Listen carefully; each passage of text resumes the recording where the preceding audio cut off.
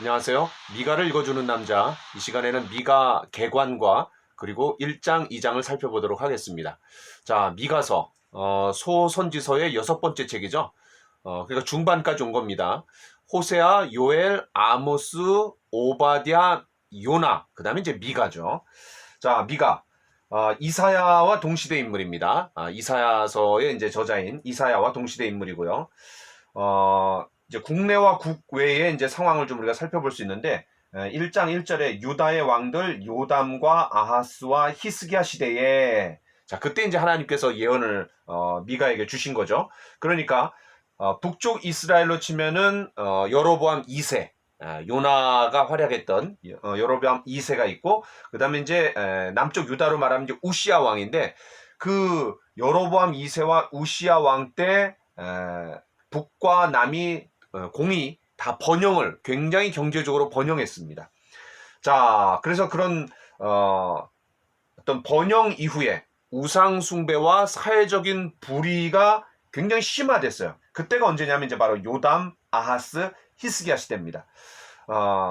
여러분 이제 국제적으로는 이제 아수르가 신흥 강대국으로 굉장히 부상하는 그런 시기였습니다. 자, 그러다 보니까는 이 아수르가 이제 나중에 북이스라엘을 멸망시키잖아요. 그러니까 하나님께서 심판의 대행자로 이 아수르를 이제 사용하시는 겁니다. 자, 우리가 이제 이사야서에서도 본 것처럼 그 아하스 왕 때 아람과 북이스라엘이 아수르를 견제하기 위해서 동맹을 맺는데 거기에 가담해라 라고 이제 요청을 하는 거죠. 자, 그때 이제 그것을 거부하고 어디다가 줄을 댑니까? 오히려 아수르에게 줄을 댔던 그런 상황들을 우리가 좀 생각해 볼 수 있는 것 같아요. 자, 어쨌든 국내와 국외의 그런 상황, 국제적으로는 아수르가 이제 대제국으로 부상이 되는 그런 시기였고 이제 국내적으로는 걸출한 두 왕이 이후에 그런 사회적인 불의, 우상 숭배 뭐 이런 것들이 굉장히 심화되는 시기였다 이렇게 생각해 두시면 좋을 것 같아요.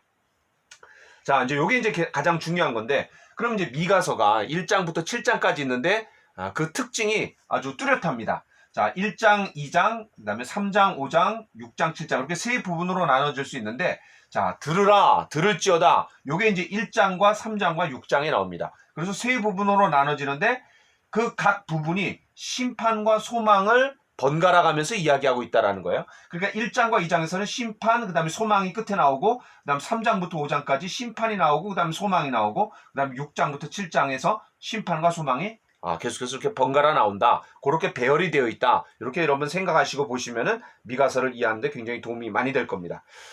미가서 하면 우리가 이제 신약 성경에서 동방 박사들이 이제 예수님의 탄생을 축하하기 위해서 왔을 때 그 헤롯 대왕이 어떻게 합니까? 종교 지도자들에게 예수님이 어디서 탄생할 거냐? 이제 물어보는 거죠. 자, 그때 미가서 5장 2절, 베들레헴에서 탄생하실 것에 대한 예언이 나오는 것이 바로 미가서 5장 2절입니다. 제가 한번 읽어볼까요? 베들레헴 에브라다야, 너는 유다 족속 중에 작을지라도 이스라엘을 다스릴 자가 내게로 나올 것이라. 그의 근본은 상고에 영원에 있느니라. 여러분 기억나시죠? 마태복음 2장에 나와 있습니다. 자, 그래서 이 미가서가 또 신약 성경의 입장에서 봤을 때 좀 친숙한 그런 메시아 예언이 나오는 그런 장입니다. 그럼 보시죠. 자, 그러면 이제 1장과 2장을 좀 살펴보죠. 자, 1장 2절부터 2장 11절까지 이제 하나님의 심판에 대한 선언이 나오고 그리고 이제 12절부터 13절, 그러니까 2장 12절 13절이 이제 첫 번째 소망에 대한 그런 메시지가 나옵니다. 자, 1절부터 7절, 1장 1절부터 7절까지 보니까 하나님께서 어떤 신적인 전사, 용사로 등장하시는 거죠. 자, 그럼 그 대적이 누굽니까? 바로 이스라엘 백성들이죠. 자, 그러면 하나님께서 무엇을 이제 쳐부시기 위해서 오시는 거예요. 전사로서, 용사로서 오시는데 바로 그들의 우상숭배를 이제 책망하시는 거죠. 자, 7절에 그 새긴 우상들은 다 부서지고 그 음행의 값은 다 불살라지며 내가 그 목상들을 다 깨트리니 그가 기생의 값으로 모았은지 그것이 기생의 값으로 돌아가리라. 자, 그래서 바로 사마리아와 예루살렘이 중심에 된 그런 우상숭배를 하나님이 책망하고 계십니다. 자, 8절부터 이제 16절에 보면은 그런 유다의 중요 도시 10곳이 등장하고 있는데요. 그러니까 이방의 포로로 이제 사로잡혀 갈 거다라고 이제 예언하고 있습니다. 자, 16절. 이는 그들이 사로잡혀 너를 떠났습니다. 이렇게 얘기하고 있는 거죠. 자, 2장. 1절부터 11절까지 이제 멸망의 이유를 이야기하고 있습니다. 자, 1절, 2절에 보니까 그런 토지를 더 많이 이제 착취하기 위한 그런 탐욕스러운 그런 토지 부호가들이 이제 나오는 거죠. 자, 3절부터 5절에 보니까 그들에 대해서 하나님께서 이제 재앙을 계획하고 계신다. 바로 하나님께서 그런 그들을 땅에서 내쫓을 것이다 라고 얘기하는 거죠. 여러분 이제 우리가 신명기 같은 데 보면 레위기와 신명기 보면 복과 저주가 나오는데 하나님의 언약 백성인 이스라엘 백성들이 하나님의 언약을 지킬 때는 가나안 땅에서 살 수 있는 그 약속의 땅, 하나님 주신 축복의 땅에서 살 수 있는 자격과 특권을 누리는 거죠. 그러나 그들이 하나님의 언약을 깨트렸을 때 어떻게 되는 겁니까? 예, 땅에서 쫓겨나는 겁니다.